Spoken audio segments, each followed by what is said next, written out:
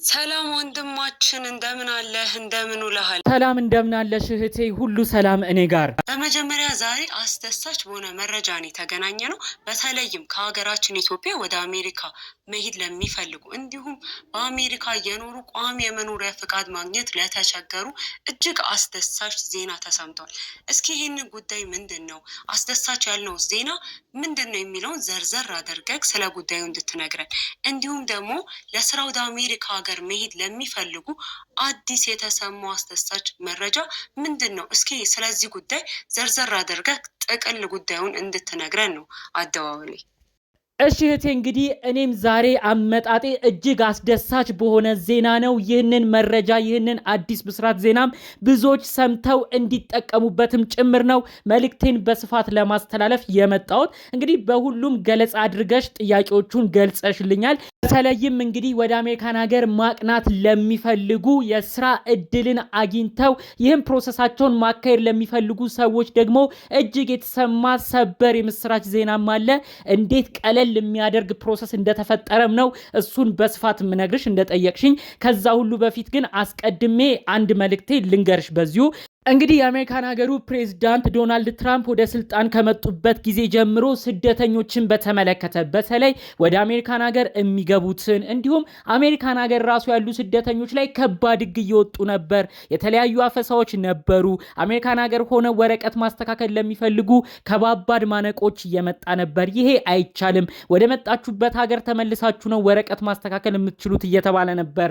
በሌላ በኩል እንግዲህ ወደ አሜሪካን ሀገር ለመሄድ በተለይ ከሀገራችን ኢትዮጵያ ጭምር ከባድ ማዕቀብ እገዳ ተጥሏል። በተለይ ቋሚ ነዋሪነትን አመልክቶ ቤተሰብ ጋር ወላጅ ጋር ለመሄድ የሚፈልግ ሰው ሙሉ ለሙሉ ቪዛ እየተመታ አይደለም። ሀገራችን ኢትዮጵያ በሚገኘው የአሜሪካን ሀገር ኤምባሲ የሚሰጠው የቪዛ አይነት ጊዜያዊ የሆኑት ቪዛዎች ናቸው። ይህም ጊዜያዊ የሚባሉት አንድ ሰው ለቱሪስት፣ ለጉብኝት፣ ለትምህርት፣ ለስራ አጠር ላለ ጊዜ አሜሪካን ሀገር ገብቶ መቆየት የሚያስችለውን ብቻ ነው እንግዲህ አሁን ላይ ኤምባሲ ቪዛ እየመታ የሚገኘው። ይሄ ራሱ ብዙ ሰውን ያስደነገጠ ነበረ። ቤተሰቦችን የነጣጠለ ነው። ብዙ ሰው በተስፋ ሆነው አሜሪካ ወደሚገኝ የትዳር አጋሮቻቸው ጋር ቤተሰቦቻቸው ጋር ማምራት የሚፈልጉ ሰዎች ላይም ከባድ ማዕቀብ የጣለ ነው ተብሎ ብዙ ሰው እየተነጋገረበት ነበር።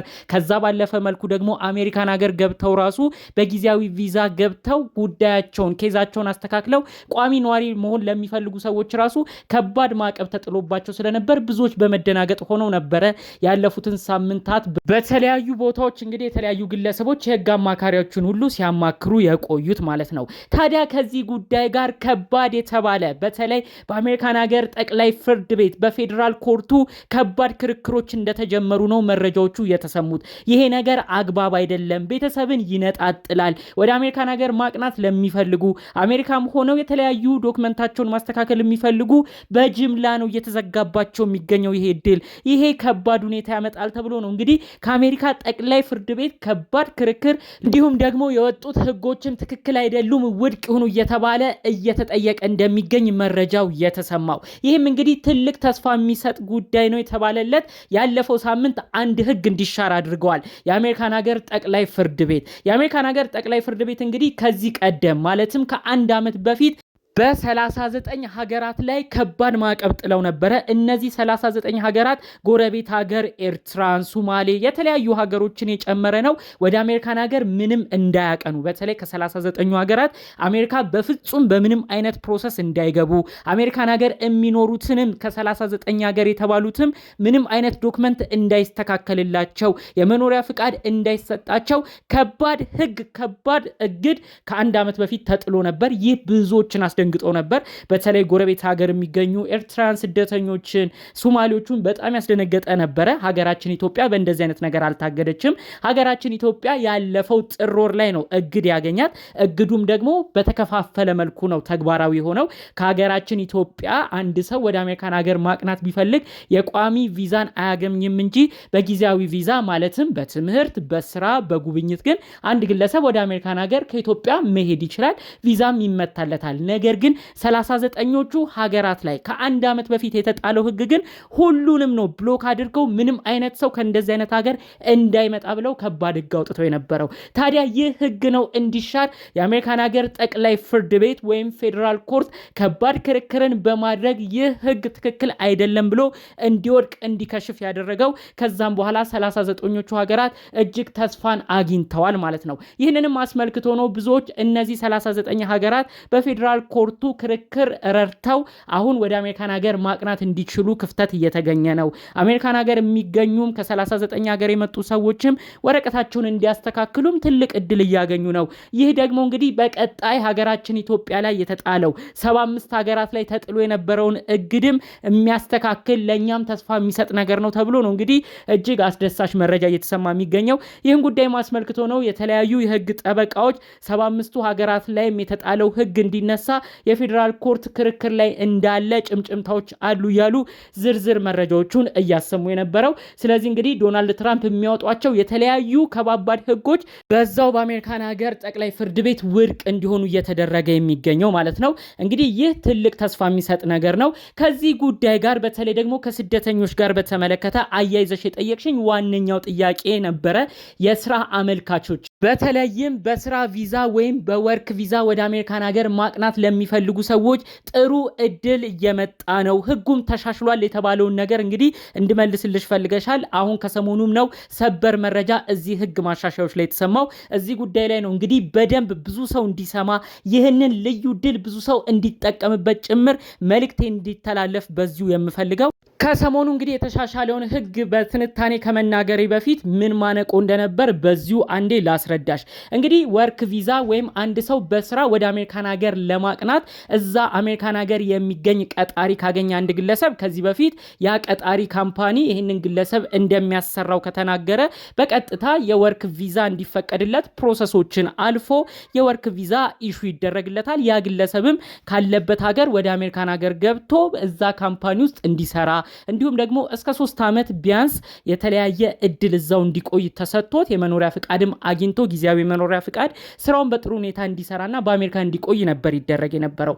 ታዲያ እዚህ ህግ ላይ ዶናልድ ትራምፕ ወደ ስልጣን ከመጡ በኋላ የተለያዩ ህጎች ሲሻሻል እነዚህ ካምፓኒዎች ላይ ከባድ ማነቆ እንዲጣል ተደርጓል። ይኸው ምንድነው እንግዲህ አንድ ግለሰብ ለስራ ብሎ ከተለያዩ ቦታዎች ወደ አሜሪካን ሀገር የሚመጣ ከሆነ ያ የሚቀጥረው ካምፓኒ አሜሪካን ሀገር የሚገኘው አሰሪው ድርጅት $100,000 ለአሜሪካን ሀገር መንግስት እንደሚከፍል ነበር የተሰማው። ይሄ ደግሞ እንግዲህ ቀጣሪ ድርጅቶች ላይ ከባድ ችግር አምጥቶ ብዙ ካምፓኒዎች እንግዲህ ወርክ ቪዛ ወይም የስራ ቪዛን እንግዲህ ለተለያዩ ሰዎች መላክን አቁመው በጣም በቁጥርም ቀንሰው ነበረ።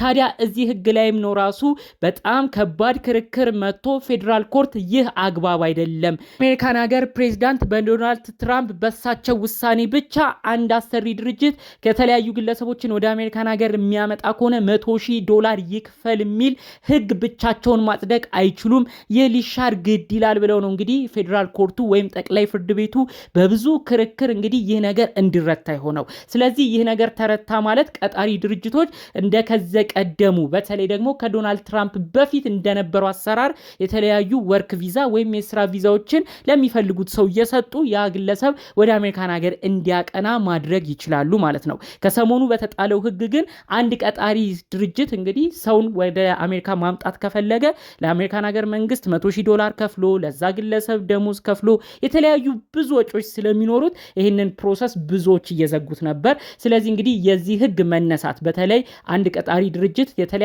ሰውን ወደ አሜሪካን ሀገር መምጣት ከፈለገ ከዚህ በፊት የሚጠየቀው $100,000 ከቀረ ቀጣሪው ድርጅት እንደልብ እንግዲህ አንድን ግለሰብ ወደ አሜሪካን ሀገር አምጥቶ እንዲያሰራ ልዩ ፍቃድ ይሰጣል ማለት ነው። ይህንንም አስመልክቶ ነው እንግዲህ ከዚህ በፊት እንግዲህ ሀገራችንን ኢትዮጵያ ጨምሮ በተለያዩ ሀገራት የሚኖሩ በስራ ወደ አሜሪካን ሀገር ማቅናት የሚፈልጉ ሰዎች አሁን እንግዲህ የተሻሻለውን ህግ አስመልክቶ ወርክ ቪዛ ወይም የስራ ቪዛ ካገኙ እንግዲህ ቀጣሪ ድርጅታቸው ሳይቸገር እነሱም ወደ አሜሪካን ሀገር ማቅናት ስለሚችሉ ይህ ነገር በደንብ መረጃው ይሰማ የተባለ በተለያዩ ቦታዎች ሲሰራጩ የነበረው ማለት ነው። እንግዲህ ይህ እድል እንግዲህ ለቀጣሪም እንዲሁም ደግሞ ወደ አሜሪካን ሀገር መሄድ መስራት ለሚፈልግም ለተቀጣሪውም ትልቅ እድል ይዞ የመጣ ጉዳይ ነው። ይህንንም ነው እንግዲህ በሰፊው እንዲሰማ ጭምር የዛሬው አደዋወላችን።